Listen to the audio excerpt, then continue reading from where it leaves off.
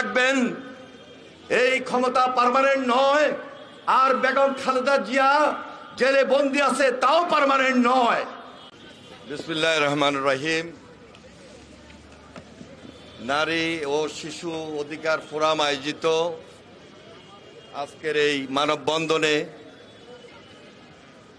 আপসহীন দেশনেত্রী বেগম খালেদা জিয়া, যিনি স্বাধীনতা এবং সার্বভৌমত্বের মূর্ত প্রতীক, এই বাংলাদেশের রাজনীতিকে যিনি একটা ধারাবাহিকভাবে সম্মান এবং ইজ্জতের সহিত এই জনগণকে মুক্তির আন্দোলনে নিয়ে এসেছিলেন, গণতন্ত্র পুনরুদ্ধার লড়াই সংগ্রামে যিনি বরাবরই আপোষণ ভূমিকা পালন করে আসছেন। আপনারা জানেন, দীর্ঘদিন তিনি অন্যায়ভাবে কারাগারে থাকলেও এখনো তিনি অসুস্থ অবস্থায় রাজধানীর এভার কেয়ার হসপিটালে বন্দি বলা চলে, বন্দি অবস্থায় রয়েছেন। তার মুক্তির দাবিতে আজকের এই মানববন্ধনের সম্মানিত সভাপতি, প্রধান অতিথি হিসাবে উপস্থিত রয়েছেন বিএনপির সংগ্রামী মহাসচিব মির্জা ফখরুল ইসলাম আলমগীর,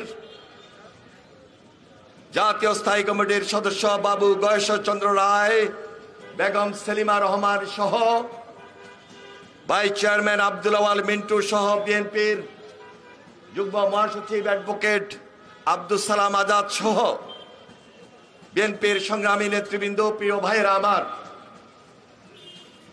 আজকে বক্তব্য বেশি দিব না। 29 তারিখে দেশনেত্রী বেগম খালেদা জিয়ার মুক্তির দাবিতে আমরা বিএনপির পক্ষ থেকে নতুন কর্মসূচির উদ্যোগ নিয়েছি।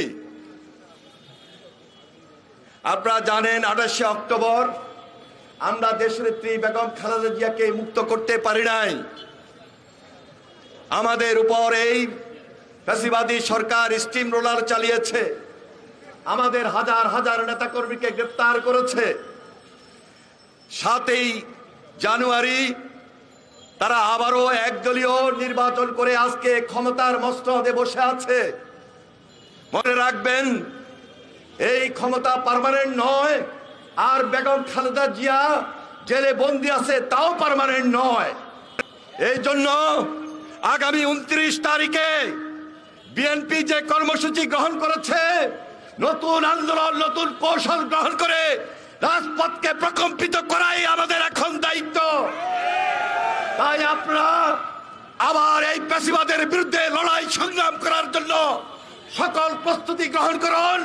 ইনশাল্লাহ রাজপথে আগে যেভাবে ছিলাম, রাজপথে থেকে বেগম খালেদা জিয়াকে মুক্ত করে আনবো, এই প্রতিশ্রুতি আবারও ব্যক্ত করতে চাই। কারণ দেশনেত্রী বেগম খালেদা জিয়া মুক্ত হওয়া মানে বাংলাদেশ মুক্তি লাভ করা, এদেশের গণতন্ত্র মুক্তি লাভ করা, এদেশের জনগণ মুক্ত হওয়া। আপনারা সবাই প্রস্তুতি গ্রহণ করবেন, এই আশাবাদ ব্যক্ত করে আমি আমার বক্তব্য শেষ করছি। খোদা হাফেজ। বাংলাদেশ জিন্দাবাদ, জাতীয়তাবাদী দল জিন্দাবাদ, শহীদ জামর হোক, দেশনেত্রী বেগম খালেদা জিয়া জিন্দাবাদ, আগামী রাষ্ট্রনায়ক তারেক রহমান জিন্দাবাদ।